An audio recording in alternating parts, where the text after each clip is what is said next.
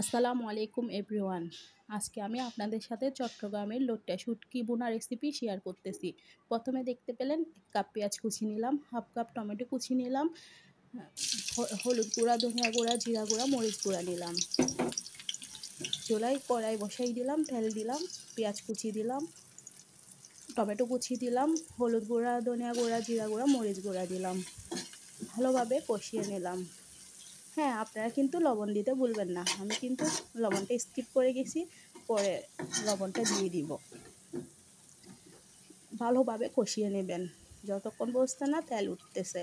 তেল যখন ছাড়বে দেখবেন তখন লটিয়া শুটকিগুলো দিয়ে দিবেন। লটিয়া শুটকিগুলো নেড়ে ছেড়ে ভালোভাবে কষিয়ে নেবেন। ভালোভাবে কষানো হয়ে গেলে ঢাকা দিয়ে 5 মিনিটের জন্য ঢেকে রাখবেন। 5 মিনিট পরে ঢাকা খুলে দেখবেন লটিয়া শুটকিগুলো একদম তেল ছেড়ে দিছে। তেল ছেড়ে দেওয়ার পরে আপনি সামান্য একটু পানি দিয়ে দিবেন। আমি দেখতে পাচ্ছেন সামান্য একটু পানি দিলাম। তারপরে আবারও ভালোভাবে কষিয়ে নিলাম। কষানোর পরে আবারও 5 মিনিট রেখে দিবেন। ঢাকার পরে আপনারা 2টা বা 4টা যে পরিমাণে ঝাল খাবেন ওই পরিমাণ কাঁচামরিচ দিয়ে দিবেন। সবার শেষে দেখতে পেলেন আমি ধনিয়া পাতা দিলাম। ধনিয়া পাতা দিয়ে রান্নাটা কমপ্লিট করলাম। আল্লাহ হাফেজ।